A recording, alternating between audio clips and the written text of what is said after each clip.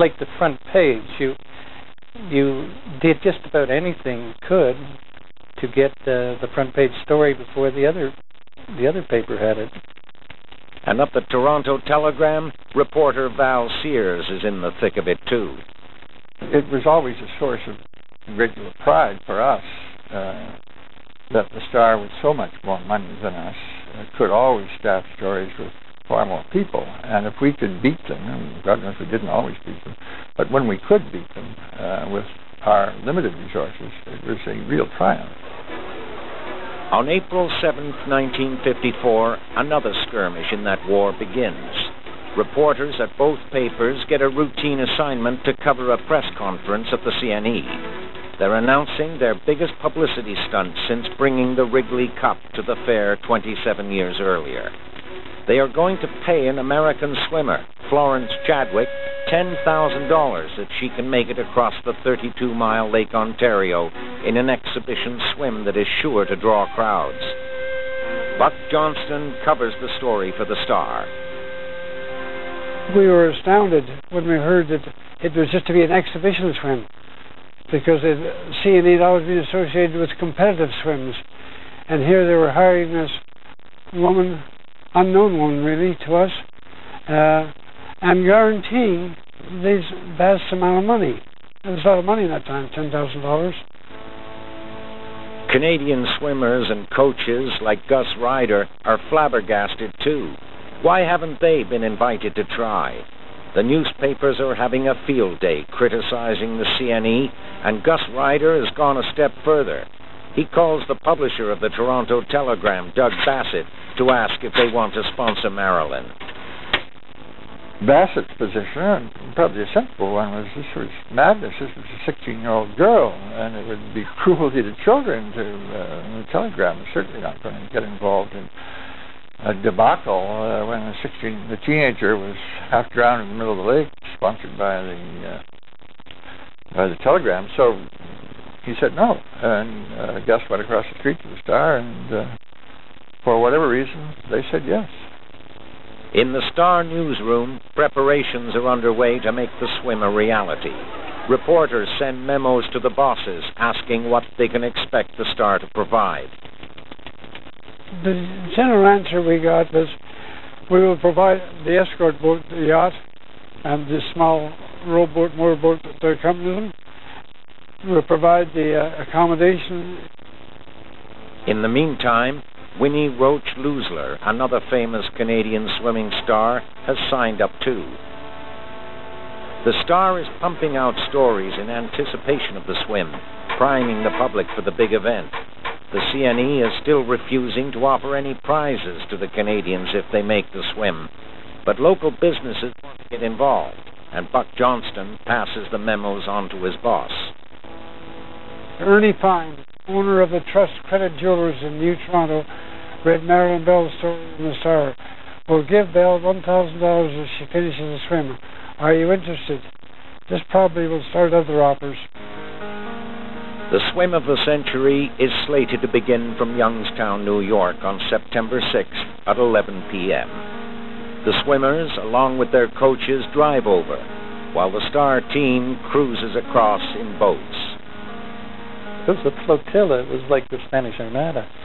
And we went across in this big ship, and we ran into this thunderstorm, and I can remember going and making sandwich of corned beef sandwiches, and the ship was swaying all over the place, and I took them up, and nobody could eat them except me. I had to eat 4 corned beef sandwiches. Bad weather delays the start of the swim. It's up to Florence Chadwick to make the first move. You see, Chadwick controlled when the swim happened. We never knew when it was going to be. It was her decision, because Marilyn wanted to go in at the same time. Marilyn trains while she waits, but the delay is making her nervous. So we try to persuade George, try to calm her down. We'll try to get off tomorrow if we can. So George began to read her poetry. And here he was sitting in the boat, and Marilyn was leaning back, and George was crooning poetry to her. Oh, love, they said, was King of Kings and triumphed at his crown. Earth fades in flames before his wings, and sun and moon bow down. But that I knew would never do, and heaven is all too high. So whenever I met a queen, I said, I will not catch her eye. Then, as the weather clears around 9 p.m. on the second day of waiting, word comes that Chadwick is about to start her swim. Gus and her father, Marilyn's father, had gone off walking, and suddenly she had to be ready. So she went and got her black suit on, a bathing suit, and I had to put the oil on her, black oil that we used to try and keep the cold out, and do it and get her ready. And then when she was set, I think it was about 11:30 or something, that Gus had got back, and we got the boat there, and Jack Russell gave her a little clover leaf that she put under her hat. I was waiting under the trees, and then Winnie came over, and the two of us, we stood together and commiserated about what we were both about to do. And then we saw Florence, and then she went down the ladder and started off on her swim. Marilyn dives in a minute later, and Winnie is next. Then the confusion begins. And Gus had said to me, swim, when you dive in, when you get in the water, just swim north out of the Niagara River and we'll find you. And that's what I did. I don't recall how long it was before he found me. It was endless in my head, because I was petrified, hoping that Gus would find me, and then hearing their voices. They're calling Marilyn, Marilyn, Marilyn, and I heard them and I saw the light, and then I was, for a time I was okay. All three swimmers have high hopes of making the crossing safely, but soon only one swimmer will remain. In the dark of night, Marilyn feels alone and lost. I'd never swum at night before, even in the training practice. So that was a whole new thing. And it was hard to see, it was hard to differentiate where the water ended and the sky began. To help remove some of the fear, Gus Ryder gives the order to light all the lights on the large guide boat.